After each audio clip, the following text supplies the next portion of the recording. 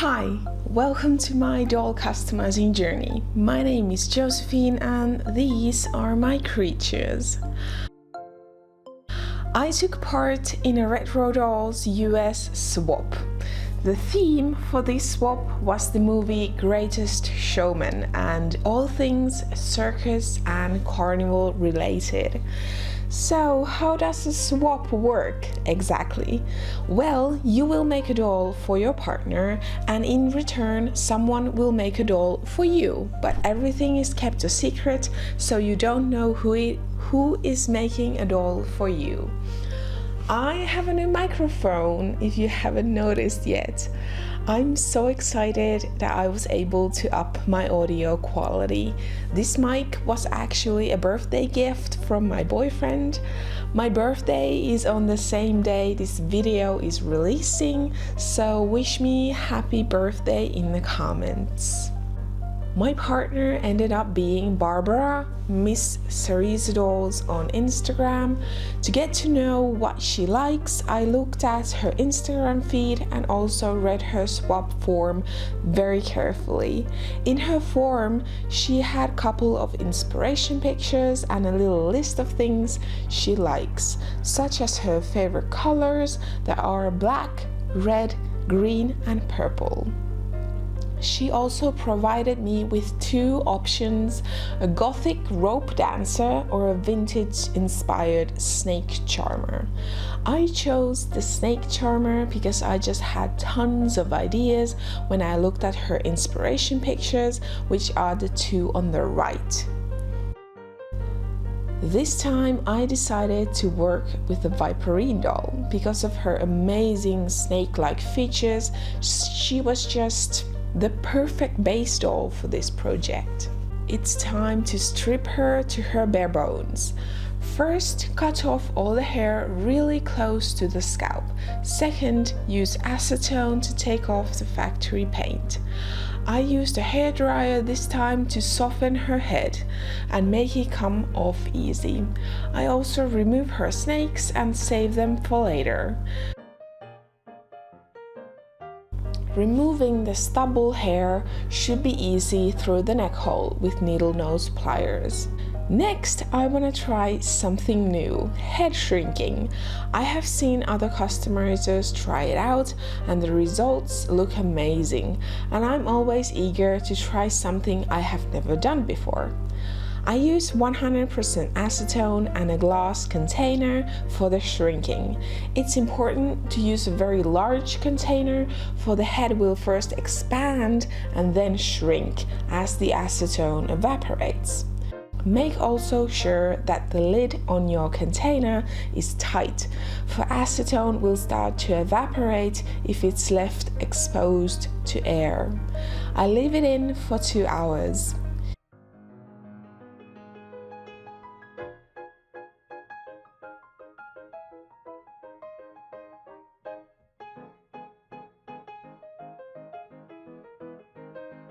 Here you can see the size comparison to a regular head. I stuff the head with paper to prevent it from caving in when it dries.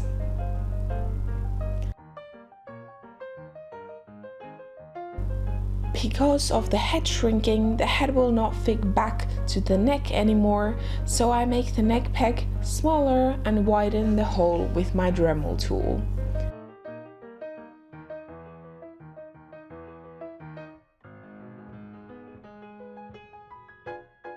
The head shrinking has made her features sharper, so while I have the Dremel out, I soften her jawline.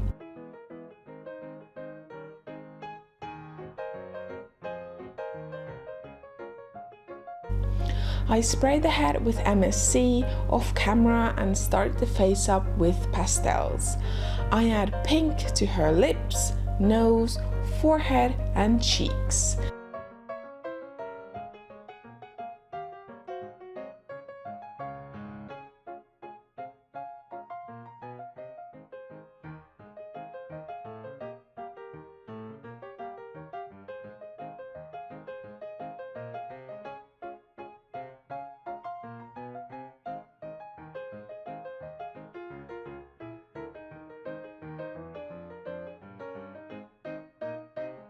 Then it's eyeshadow time. First, I start with brown to soften the blending and act as a base color. Then I move on to black. I give her a smoky look and drag the color outwards.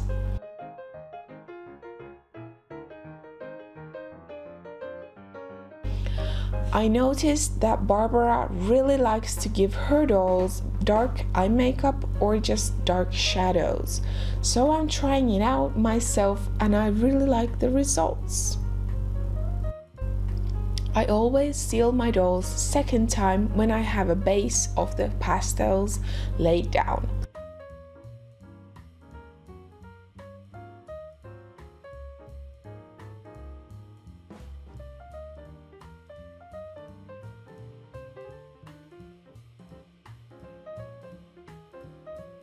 Layering pastels will give you the opacity you want.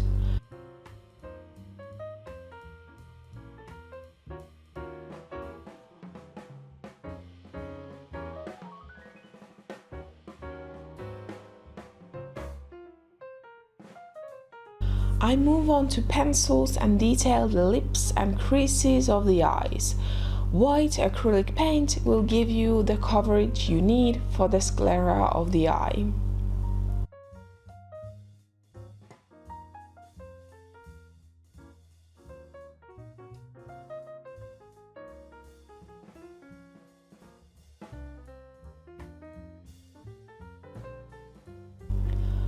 I use more acrylic paint to do the tear duct area. Straighten and correct the lines with black watercolor pencil. Barbara's dolls always have these piercing white eyes, so inspired by her work, I wanted to give my dolls something similar. I didn't go with white, but instead with bright red. I do this shading with a grey pencil. I like this detail on a face-up, it's so fun to do. And it makes the eyes look more realistic instead of just drawn on.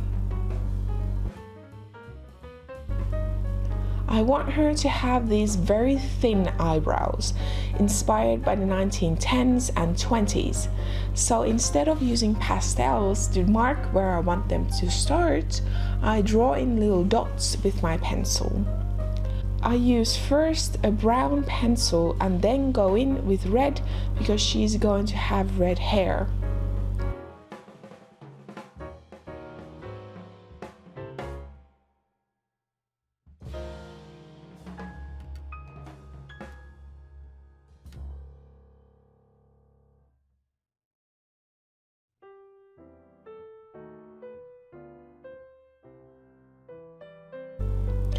I want her eyes to be even more eerie, so I use shimmery eyeshadow to add a little sparkle to her eyes.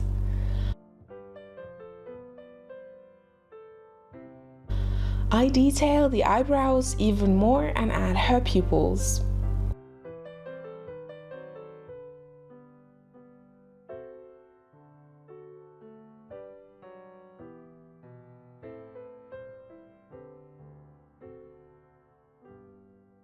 Seal the face up every time you feel like you need to save your work. I use acrylic paint to add the highlights to her cupid's bow under the eyebrows and inner corner of the eye.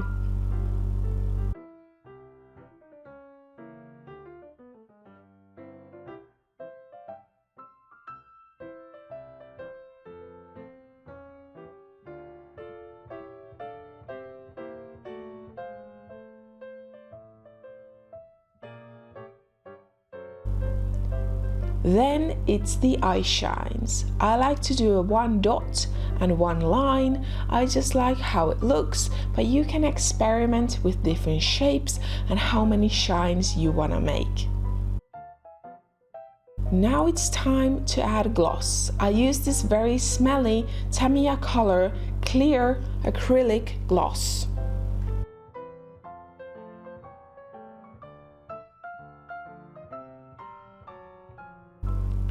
I'm not good at drawing lashes, so I usually gravitate towards 3D lashes, and I think it gives her that glamorous and vintage look.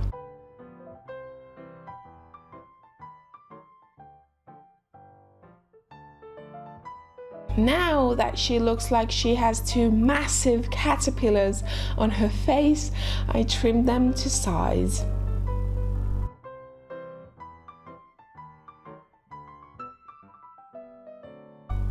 Onto her body. First, I cut her in half. Why, you may ask? Well, I want her to wear a corset, and I have figured out that the suede back of Monster High dolls makes making them corsets very difficult. If you don't correct the posture and give them the shape that the corset would create on a real person, her torso is just going to look like a straight sausage. I want to keep most of her original sculpting on her body because that was the reason I picked Viperine in the first place. So the challenge is to make the modifications fit the original body in a natural way. For my sculpting medium, I use Magic Sculpt, which is 2-part resin. You just mix equal parts of resin and hardener. Magic Sculpt cures, I would say, in 2 to 3 hours. I use a lot of water when I'm sculpting. It just helps to smooth the surface of the clay. I bought these silicone sculpting tools from eBay and they were like only a couple of euros for a pack of 5. They are very small, but that is just a plus when working on dolls. I will link these down below if I can still find them. Also, all the materials are listed down below.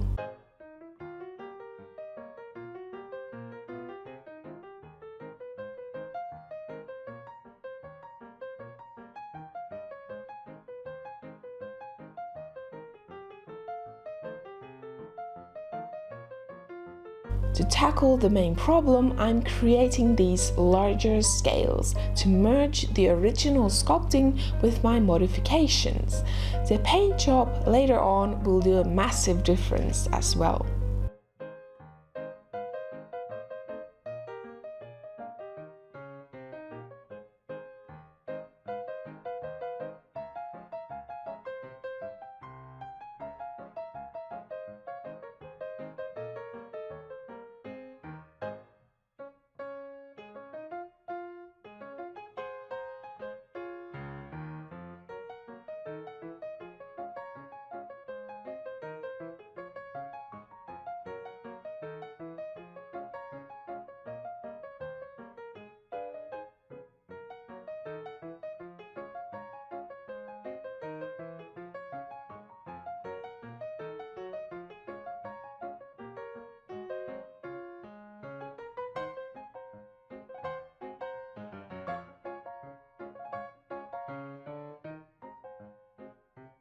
Filling in the thighs was kind of a thing I regret doing.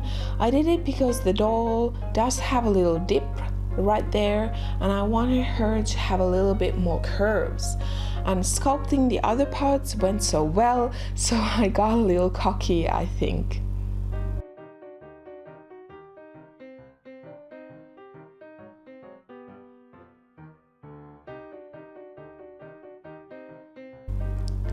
I fill in worst of the bumps and then sand everything down. The next step is to paint the modifications. I start with a mixture of white, brown and yellow and try to get it to match the doll's skin color. Then I use green to emphasize certain areas. Then I use Liquitex Basics Matte Medium to protect the paint job. When looking through Barbara's Instagram, I noticed that she likes to do a lot of body blushing with very dark colors, and it gives the dolls this very mysterious look. So, inspired by that, I'm using black pastels to shade the scales I just created.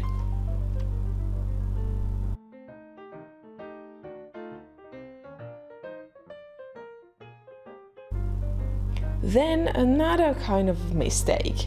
In my opinion, to make the doll feel vintage, it's very important to get the silhouette of the outfit right, also the hairstyle and the shoes. For me, the shoes are what makes the look.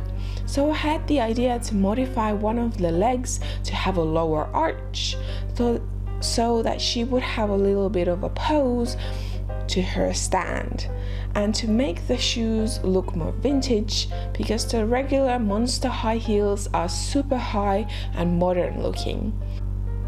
So I tried hitting the leg up and bending it, but I just ended up smashing the toes. Thank goodness the shoes will cover her troll feet. Not my best work. Moving on to her legs that turned out so good in so many levels. They kind of look like tattoos, vintage fishnet stockings, or like her own scaly skin. To achieve this look, I tried out a bunch of things: pastels, pencils and acrylic, and I would recommend doing first a layer with the pastels and erasing it from the erased areas, and then go in with black acrylic paint and also wipe off the excess paint so that the paint only seeps into the crevices. The magic happens when you dry brush the surface with a flesh toned paint. I use more of the matte medium from Liquitex to seal in my work. On to her hair.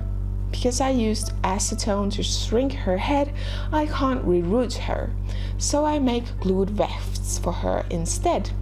This hair is Uluru nylon from Retrodolls Europe, and I just love the color. Then I glue on the wefts, starting from the hairline and working my way up. I use longer pieces of hair in the back because I want her to have a half up, half down hairstyle. Now to curl the hair. I dampen it with water and use pieces of straw, elastic bands and pins to curl it. I heat the hair with my hairdryer off camera and let it air dry overnight. But I think I should have put more heat on it or warm it up for a longer period of time because the curls didn't come out tight enough.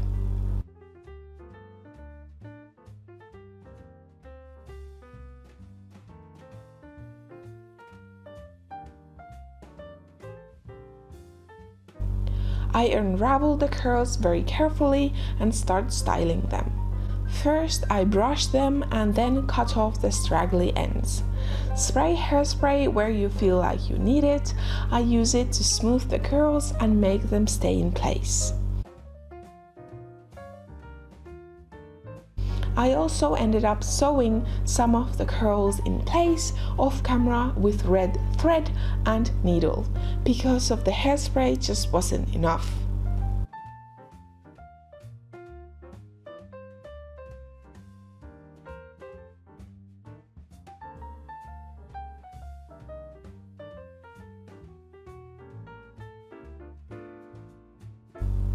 Can you still remember her snakes? It's time to paint them. The pink color will not work with my color palette, so I paint them with different greens, browns, reds and oranges. I add details with dry brushing spots, adding shadows and highlights. Making the snakes look more different to each other adds so much more detail to the whole doll.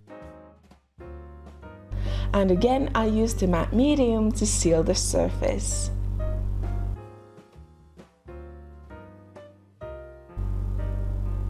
To fix the snakes back to the doll's head, I use 2-part epoxy glue. To make the corset, I wrap the doll's torso in kitchen film. Then I use glue and tissue paper to paper mache a base. After the base is completely dry, I cut it open from the back. I cover the base with fabric. Here I'm using gold and purple fabric, but I end up redoing the purple parts with red fabric because the purple just didn't look right with the other colors.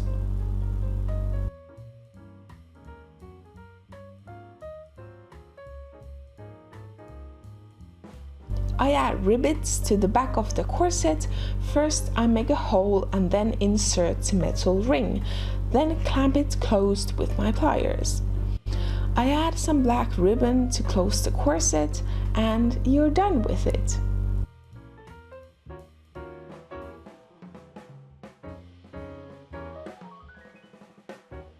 To make the skirt part, I cut and sew a loop of stretchy lace across the doll's hips.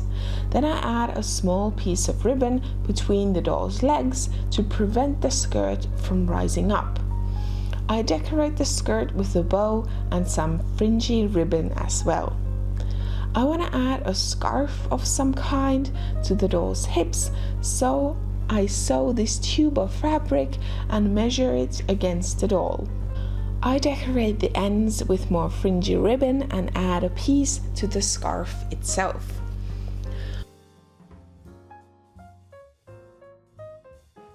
One of the last things to do is her shoes. I start with a paper inner sole.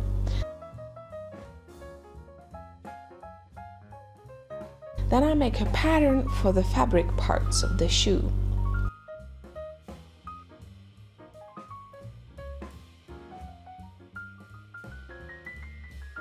Then I transfer the patterns to my fabric. I use the same gold fabric that I used for the corset's accents. I hem the edges with glue and close the back seam with a needle and thread.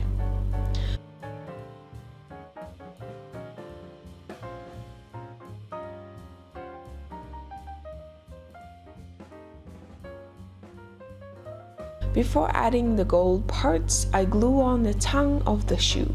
I keep it in place with a little piece of tape.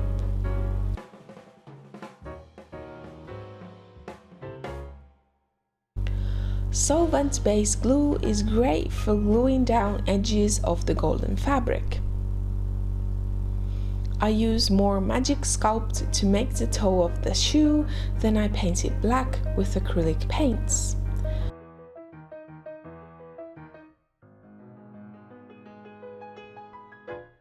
Craft foam makes great outer soles because you can heat it up and press it against the shoe to get a snug fit.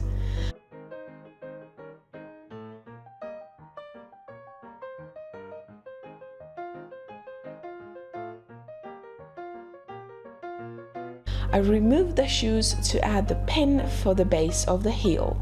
Use more of your sculpting medium to sculpt the heels as you like it. I'm making this very vintage inspired heel shape for my doll.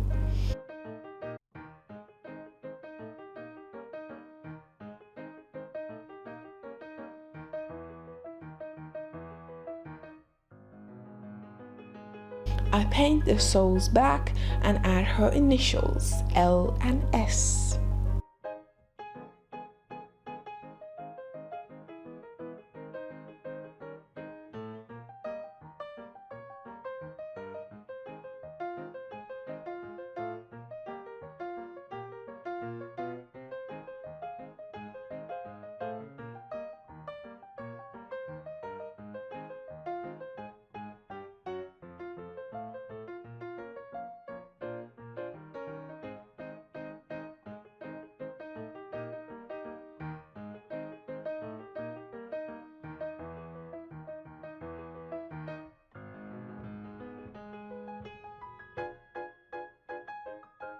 I mark where I want the shoes to be laced up. For the laces, I use sewing thread and 2 needles in both ends.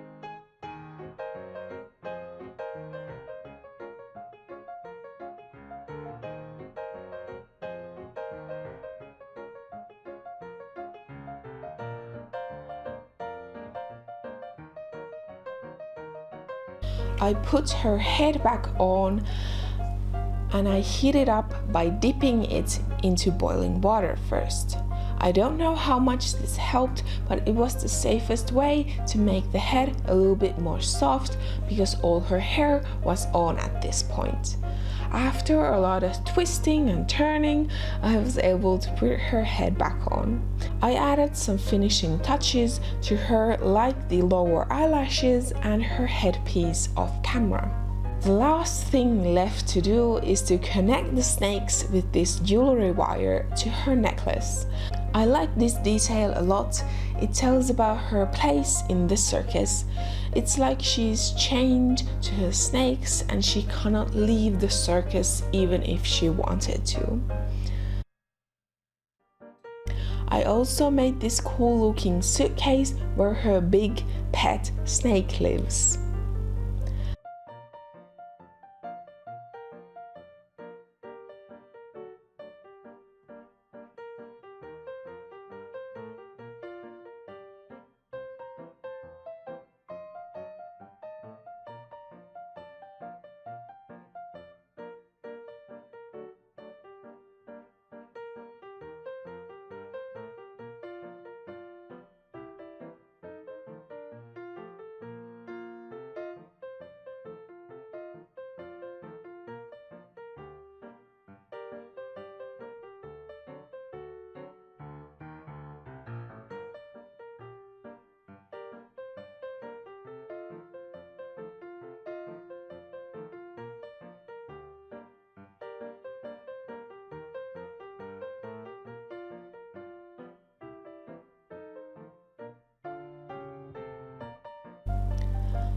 I have decided to name her Valerie Gaylor, but her stage name is Lady Serpentine.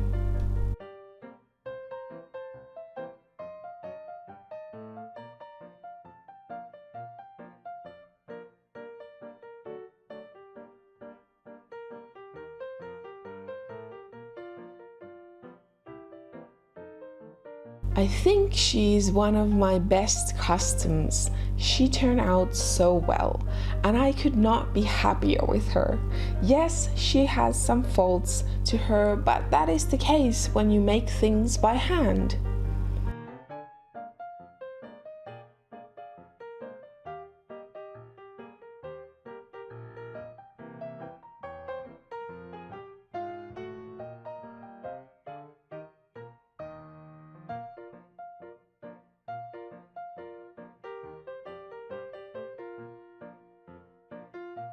Thank you guys for watching. Subscribe if you haven't yet done that, like this video and leave a comment. I would love to know what you think of Valerie, my vintage snake charmer.